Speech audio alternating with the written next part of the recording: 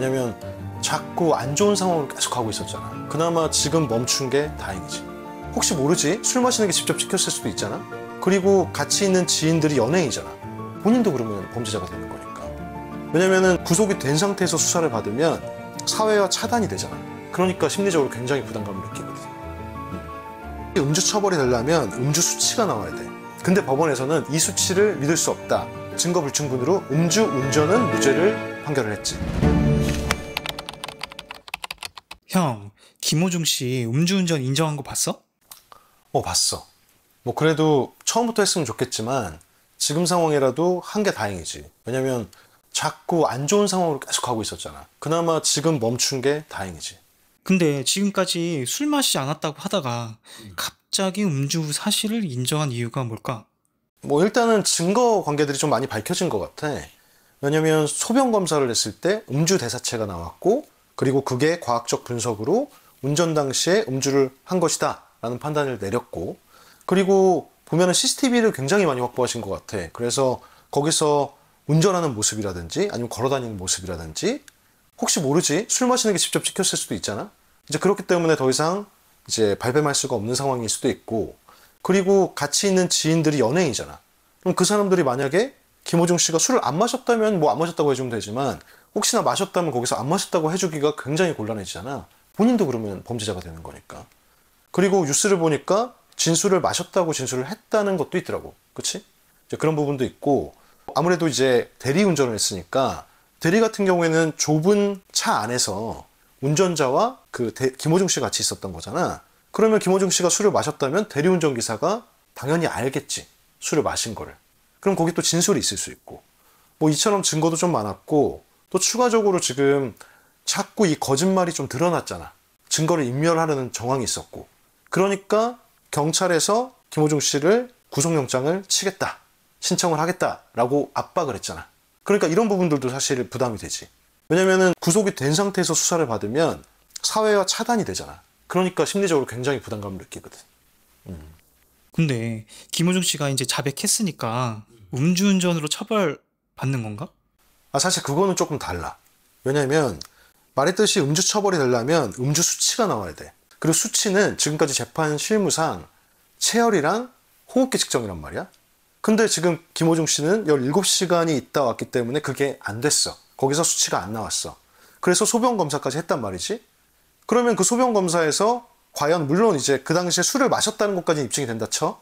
그러면 그 술을 마셨을 때 알코올 농도가 얼마 정도이냐, 이걸 입증할 수 있느냐는 기술적인 문제도 있고, 만약에 있다 치더라도 이 부분을 법원에서 증거로 채택을 할 것이냐, 이것도 문제가 있어. 왜냐하면 지금까지는 그 소변 검사를 통해서 나온 수치로 처벌한 사례가 없기 때문에 법원에서 이것을 받아들일지도 문제가 되는 거지. 그리고 추가로 옛날에 크림빵 혹시 뺑소니 사건 알아? 아니? 그게 뭐냐면 되게 좀 안타까운 사건인데, 만삭의 아내를 위해서 남편이 크림빵을 사가지고 집에 가던 중에 음주 뺑소니 사고를 당해서 사망한 사건이었어. 근데 그 사건의 운전자도 한참 뒤에야 자수를 했거든? 그러니까 체열을 하든 호흡기 측정을 하든 안 나왔단 말이야. 이 사건에서 그 사람이 나는 운전 전에 소주 4병을 마셨다라고 했거든?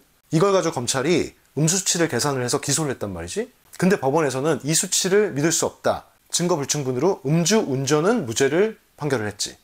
아니, 그러면 음주운전하고 사고 내고 그냥 도망치면 되겠네. 그러면 안 돼. 그러면 왜 안 되냐면, 이게 어차피 뺑소니라는 처벌 조항이 있잖아. 그치? 그럼 그 처벌 조항에서 음주 운전한 것만큼을 더 가중해서 처벌을 할 수가 있어. 왜냐면 처벌 조항 내에서 재판부의 재량에 따라서 판단의 어떤 차이가 있을 수 있거든. 그러면 지금 같은 경우에는 더 안 좋은 행위이기 때문에 더 강력하게 처벌이 되지. 그럼 김호중 씨 관련 뉴스 보도에서 사고 후 추가 음주 규정 신설 얘기가 있던데 그거 뭐야? 그게 뭐냐면 김호중 씨가 사고를 낸 다음에 호텔에 갔잖아. 근데 호텔 앞 편의점에서 맥주 2캔을 샀다는 거야.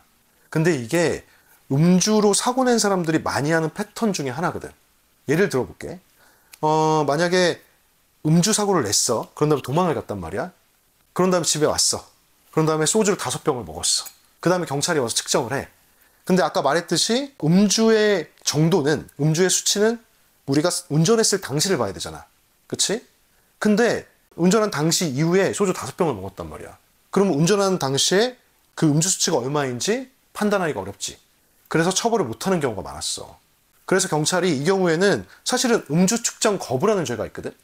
그럼 이게 음주 측정 거부한 거랑 뭐가 다르냐. 그래서 이러한 경우에도 음주 측정 거부와 동일하게 처벌을 하는 조항을 새로 만들자라고 제안을 한 거지. 그런 거야. 그러면 끝으로 김호중 씨 사건을 형이 봤을 때 최저와 최고 형량은 어떻게 될지 한번 예상해 볼 수 있어? 일단 이 사건은 사건 자체가 이제 너무 커졌어. 그래서 벌금형으로는 나올 수가 없어. 그래서 아주 낮아도 집행유예가 나올 것이고, 물론 이건 합의가 전제가 돼야 될 거야. 그리고 이게 좀 높게 간다. 합의가 안 되고 뭐 여러 가지가 정말 안 좋게 꼬여서 정말 안 좋게 간다라고 했을 때는 유사 사건을 비교해 볼 수밖에 없잖아. 그렇게 봤을 때는 최고는 징역 3년 정도 될 것 같아. 끝. 형 뭐 그러면 더 할 얘기 없어? 밥 먹으러 가자.